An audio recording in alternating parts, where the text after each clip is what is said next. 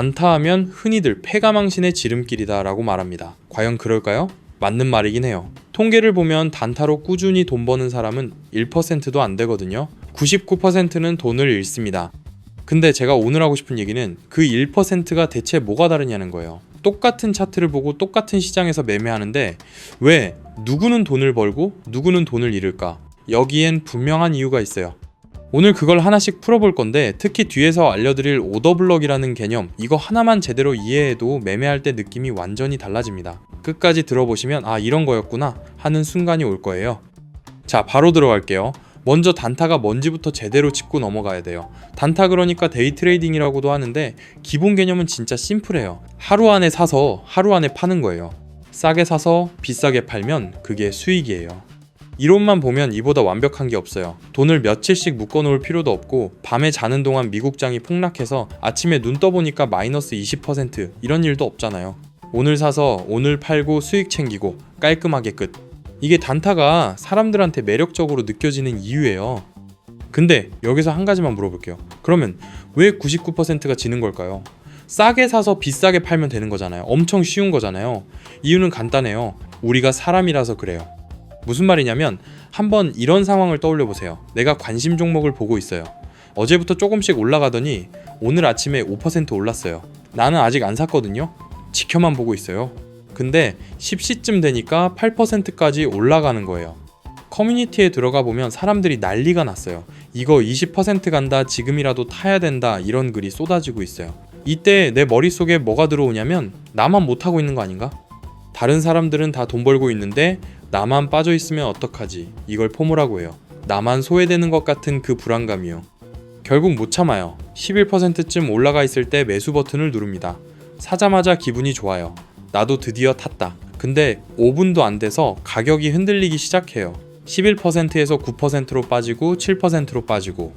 아까까지 간다 하던 사람들은 조용해졌고 이제 분위기가 좀 이상해요.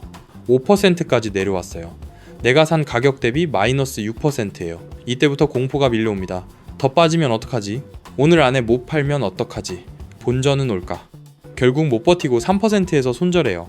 하루 만에 마이너스 8%. 보이시죠? 싸게 사서 비싸게 판 게 아니에요. 비싸게 사서 싸게 판 거예요.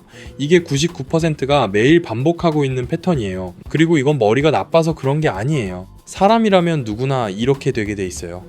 우리 뇌가 원래 그렇게 설계돼 있거든요. 돈이 걸린 상황에서 냉정하게 생각하는 게 본능적으로 안 되는 거예요. 그러면 1%는 뭐가 다른 거냐? 이 사람들도 사람이에요. 포모도 느끼고 공포도 느껴요. 다른 점이 딱 하나 있어요. 감정이 아니라 기준으로 매매한다는 거예요. 이 가격에 오면 산다, 이 가격에 오면 판다, 이게 미리 정해져 있는 거예요. 그리고 그 기준에 안 맞으면 아무리 올라가도 안 사요. 아무리 빠져도 안 팔아요. 남들이 환호할 때 나는 냉정하게 팔고 남들이 공포에 질려서 던질 때 나는 기준에 맞으니까 사는 거예요. 이 기준을 세우는 게 핵심이에요. 그리고 그 기준을 세우려면 차트를 읽을 줄 알아야 돼요. 그래서 차트 이야기를 해야 됩니다. 차트라고 하면 일단 겉부터 먹는 분들 많아요. 빨간 거 파란 거 위아래로 막 튀어나와 있고 구불구불한 선이 이리저리 엉켜 있고 이게 뭔 외계어인가 싶은 거잖아요. 처음 보면 당연히 그래요. 근데요, 차트를 수학 그래프로 생각하면 어려워지는 거예요. 차트는 그냥 사람들 마음이 찍혀 있는 거예요. 일기장 같은 거라고 생각하면 돼요. 이게 무슨 말이냐면요, 주식이든 코인이든 가격이 왜 올라가요? 사려는 사람이 팔려는 사람보다 많으니까 올라가는 거잖아요. 반대로 왜 내려가요? 팔려는 사람이 더 많으니까 내려가는 거예요. 이 줄다리기가 매 순간 벌어지고 있는 거고 그 결과가 차트에 찍히는 거예요. 예를 들어 볼게요. 어떤 회사에 엄청 좋은 뉴스가 나왔어요. 실적이 대박이 났다든지 뭐 큰 계약을 따냈다든지. 그러면 사람들이 우르르 몰려와서 사려고 하잖아요. 매수세가 엄청 강한 거예요. 그러면 가격이 쭉 올라가면서 차트에 길쭉한 빨간 양봉이 생겨요. 이 빨간 양봉이 뭘 말해주냐면 이때 사람들이 이 종목에 대한 기대가 엄청 컸다는 거예요. 돈을 벌 수 있을 거라는 탐욕이 가득했다는 뜻이에요. 반대 상황도 있어요. 갑자기 안 좋은 뉴스가 터졌어요. 분식회계가 드러났다든지 대표가 잡혀갔다든지. 그러면 다들 팔겠다고 난리잖아요. 팔려는 힘이 사려는 힘을 압도해버리면서 가격이 쭉 빠지고 차트에 파란 음봉이 내리꽂혀요. 이건 사람들이 공포에 질려 있다는 뜻이에요. 무서워서 내 거 빨리 던지고 도망가고 싶다는 마음이 찍힌 거예요. 그러니까 차트를 읽는다는 건 뭐냐면 이 가격에서 사람들이 뭘 느꼈고 어떻게 행동했는지를 보는 거예요. 과거 데이터를 보면서 여기서 사람들이 엄청 사들였구나, 여기서 사람들이 겁먹고 다 팔았구나, 이런 걸 파악하는 거죠. 이게 왜 중요하냐면 사람들의 행동은 반복되거든요. 어떤 종목이 10,000원까지 떨어졌을 때 과거에 사람들이 싸다고 우르르 사서 가격이 반등했던 적이 있어요. 그러면 이번에 다시 10,000원 근처까지 내려오면 또 반등할 가능성이 높은 거잖아요. 왜? 사람의 심리가 비슷하니까 10,000원이면 싸다고 느끼는 사람이 그만큼 많다는 뜻이니까요. 이런 눈을 기르는 거예요. 처음엔 차트가 그냥 울퉁불퉁한 그래프로 보이는데 이런 식으로 사람들의 심리를 읽는 연습을 하다 보면 어느 순간부터 여기에서 사람들이 몰리겠구나, 여기에서 사람들이 도망가겠구나, 이런 게 눈에 보이기 시작해요. 그러면 아까 말한 매매 기준이라는 게 만들어지기 시작하는 거예요. 자, 여기까지가 기초인데요. 이게 기초라고 해서 대충 넘기면 안 돼요. 이걸 모르면 지금부터 할 이야기가 이해가 안 되거든요. 지금부터가 오늘의 진짜 핵심입니다. 오더 블럭이라는 개념이에요. 오더 블럭, 이름부터 좀 있어 보이죠? 영어로 오더 블럭, 주문 덩어리라는 뜻이에요. 근데 이름만 거창하지 개념은 하나도 안 어려워요. 진짜 쉽게 말할게요. 주식이나 코인 시장에는 우리 같은 개인 투자자만 있는 게 아니잖아요. 어마어마한 돈을 굴리는 기관이나 세력이라고 부르는 큰 손들이 있어요. 이 사람들이 움직이는 돈이 수백억 수천억이에요. 근데 이 사람들이 우리처럼 시장가 딱 눌러서 한 번에 살 수 있을까요? 없어요. 왜냐면 돈이 너무 크니까 한 번에 매수를 때려버리면 그 주문 하나만으로 가격이 확 올라가 버리거든요. 그러면 자기가 비싼 가격에 사는 꼴이 되는 거잖아요. 그래서 이 사람들은 다르게 해요. 특정 가격대에 주문을 조금씩 나눠서 깔아놓는 거예요. 한 번에 1,000억을 사는 게 아니라 10억씩 20억씩 쪼개서 사는 거죠. 그래야 가격이 크게 안 튀니까 자기가 원하는 평균 가격의 물량을 모을 수 있거든요. 이 작업을 보통 물량 매집이라고 하는데 이 과정에서 차트에 특이한 흔적이 남아요. 그게 바로 오더 블럭이에요. 쉽게 말해서 큰 손들이 여기에서 대량으로 샀거나 팔았다는 발자국인 거예요. 이걸 좀 더 구체적으로 설명해 드릴게요. 차트를 보다 보면 이런 장면이 있어요. 가격이 쭉 빠지고 있어요. 파란 음봉이 계속 나와요. 사람들이 무서워서 팔고 있는 거죠. 근데 어느 순간 갑자기 분위기가 확 바뀌어요. 빨간 양봉이 쭉 나오면서 가격이 확 올라가기 시작하는 거예요. 마치 누군가가 여기서부터는 더 못 내려간다 하면서 강하게 받쳐주는 것처럼요. 이 폭등이 시작되기 바로 직전에 마지막으로 빠졌던 캔들 있잖아요. 그 캔들이 있는 가격대, 거기가 매수 오더 블럭이에요. 왜 이 자리가 중요하냐면 바로 거기서 큰 손들이 물량을 모으기 시작했다는 뜻이거든요. 그 사람들 돈이 들어오니까 가격이 뒤집어진 거예요. 자, 그러면 이걸 알면 뭐가 좋으냐? 실전에서 어떻게 써먹을 수 있냐? 이게 핵심이잖아요. 한번 이렇게 생각해보세요. 큰 손들이 7만원 구간에서 물량을 잔뜩 모았어요. 그래서 가격이 거기서 반등해서 10만원까지 갔어요. 근데 시간이 지나서 가격이 다시 내려오기 시작했어요. 이때 7만원 근처까지 가격이 떨어지면 어떤 일이 벌어질까요? 큰손들 입장에서 생각해보세요. 자기가 7만원에서 엄청난 돈을 넣고 물량을 모았는데 가격이 7만원 밑으로 떨어지면 자기가 손해잖아요. 수백억 수천억이 물려있는데 그냥 떨어지는 걸 가만히 보고만 있겠어요? 아니죠. 자기 돈을 지키기 위해서라도 거기서 다시 매수를 넣어서 가격을 방어할 거예요. 그러니까 7만원 부근에 다시 도달하면 강하게 반등할 확률이 높은 거예요. 이게 우리한테 뭘 의미하냐면 7만원 근처가 우리가 들어가기 좋은 자리라는 거예요. 큰 손들이 지켜줄 가능성이 높은 구간에서 타는 거잖아요. 혼자 아무 근거 없이 감으로 사는 거랑 큰 손들의 돈이 깔려있는 자리에서 사는 거랑 승률이 같겠어요? 당연히 다르죠.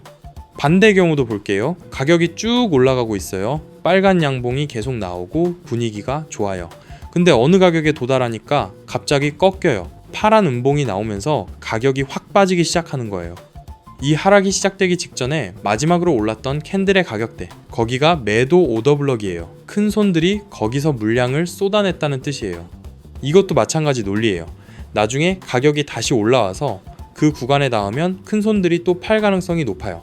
그러면 거기서 가격이 다시 맞고 내려올 확률이 높은 거죠. 그러니까 내가 밑에서 잘 샀으면 가격이 올라와서 이 매도 오더 블럭에 가까워질 때 욕심 안 부리고 파는 게 맞는 거예요.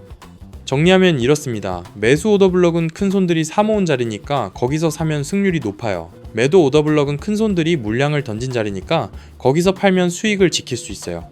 이 두 개를 찾을 줄 알면 아까 말한 기준이라는 게 세워지는 거예요. 언제 사고 언제 팔지가 감이 아니라 근거로 잡히기 시작하는 거죠. 여기서 한 가지 더 말씀드릴 게 있어요. 오더 블럭이 항상 100% 맞는 건 아니에요. 당연히 큰 손들도 틀릴 때가 있고 오더블럭이 뚫릴 때도 있어요. 그래서 중요한 게 뭐냐면 오더블럭 자리에서 들어가더라도 반드시 손절 라인을 정해 놓아야 된다는 거예요.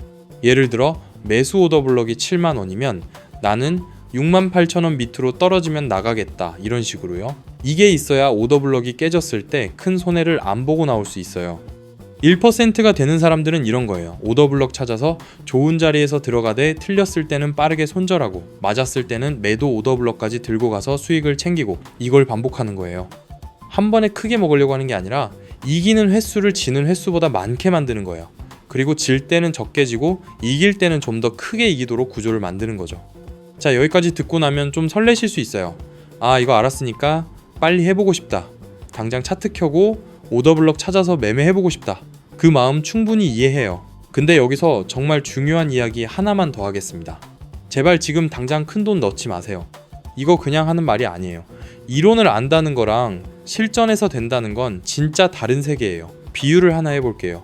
운전면허 학원에서 이론 시험 만점 받았다고 바로 고속도로에 나갈 수 있나요? 그 사람한테 당장 서울에서 부산까지 운전해서 가보라고 하면 할 수 있을까요? 못하잖아요. 이론을 아는 거랑 핸들을 잡고 도로 위에서 상황 판단을 하면서 실제로 운전하는 건 완전히 다른 차원이에요. 투자도 똑같아요. 오더블럭이 뭔지 알았어요. 매수 자리도 알겠어요. 근데 진짜 내 돈을 넣는 순간 완전히 다른 감정이 밀려와요. 가격이 조금만 빠져도 심장이 쿵쾅거리고 조금만 올라가면 더 가지 않을까 하는 욕심이 생기고, 아까 배운 원칙이고 기준이고 다 머릿속에서 사라져요. 그리고 결국 또 감정대로 매매하게 돼요. 그래서 순서가 중요해요. 첫 번째로 해야 될 건 실제 돈을 안 넣고 연습하는 거예요. 과거 차트를 쭉 펼쳐놓고 오더블럭이 어디인지 찾아보세요. 여기가 매수 오더블럭이겠다 찾았으면 그 뒤에 가격이 실제로 어떻게 됐는지 확인해 보는 거예요. 맞았으면 왜 맞았는지 보고 틀렸으면 왜 틀렸는지 분석하고, 이걸 진짜 수백 번 하세요. 지루해도 하세요. 이 과정을 건너뛰는 사람은 절대 안 돼요. 두 번째 단계는 소액 실전이에요. 연습을 충분히 해서 눈이 좀 생겼다 싶으면 그때 진짜 돈을 넣는 건데 1만원이나 5만원 이 정도로 시작하세요. 이러도 밥 한 끼 치킨 한 마리 수준의 돈이요. 이 돈으로 뭘 하냐면 내가 실제로 돈이 걸렸을 때도 원칙을 지킬 수 있는지를 테스트하는 거예요. 소액이니까 떨어져도 크게 안 아프잖아요. 그 상태에서 차분하게 기준대로 매매하는 연습을 하는 거예요. 이 단계를 충분히 거치고 나서 소액으로 꾸준히 수익이 나기 시작하면 그때 조금씩 금액을 늘려가는 거예요. 이게 맞는 순서예요. 근데 대부분의 사람들이 이 순서를 안 지켜요. 유튜브에서 뭐 좀 배웠다고 바로 몇백만 원 넣어요. 그리고 깨져요. 그 돈이 날아가면 복구하는데 몇 달이 걸려요. 그 몇 달 동안 멘탈도 나가고 시장을 쳐다보기도 싫어지고, 이래서 사람들이 단타는 패가망신이라고 하는 거예요. 단타가 문제가 아니라 준비 안 되고 뛰어드는 게 문제인 거예요. 하나만 더 말씀드릴게요. 투자를 하다 보면 반드시 지는 날이 와요. 아무리 잘해도 매번 이길 수는 없어요. 프로 야구 선수도 타율이 3할이면 잘 치는 거잖아요. 10번 타석에 들어서서 3번 치면 올스타인 거예요. 투자도 마찬가지예요. 10번 매매해서 6번, 7번 이기면 잘하는 거예요. 나머지 서너 번은 져도 돼요. 대신 질 때 적게 지는 게 중요한 거예요. 그러니까 한 번 졌다고 멘탈이 나가거나 한 번 이겼다고 내가 천재인 줄 알고 몰빵하거나 이러면 안 돼요. 차분하게 내 원칙을 지키면서 길게 보는 거예요. 투자는 100m 달리기가 아니에요. 마라톤이에요. 빨리 가는 게 아니라 오래 살아남는 사람이 결국 이기는 게임이에요. 오늘 못 벌었다고 조급해하지 마세요. 시장은 내일도 열려요. 다음 주에도 열리고 다음 달에도 열려요. 기회는 계속 옵니다. 근데 시드가 날아가면 그 기회를 잡을 수가 없어요. 살아남는 게 먼저예요. 오늘 이야기 마무리할게요. 단타에서 99%가 지는 건 머리가 나빠서가 아니라 감정대로 매매하기 때문이에요. 감정을 이기려면 기준이 있어야 되고, 그 기준을 세우려면 차트를 읽을 줄 알아야 돼요. 차트는 복잡한 수학이 아니라 사람들 마음이 찍혀있는 기록이에요. 그리고 그 차트 안에서 큰 손들이 남겨놓은 흔적인 오더블럭을 찾으면 언제 사고 언제 팔지 기준이 생겨요. 근데 이걸 알았다고 바로 큰 돈 넣으면 안 되고, 반드시 연습부터 하고 소액으로 검증한 다음에 천천히 금액을 늘려가야 됩니다. 오늘 영상이 도움이 되셨으면 좋아요 한번 부탁드리고요. 궁금한 거 있으시면 댓글로 남겨주세요. 그러면 여기서 마치겠습니다.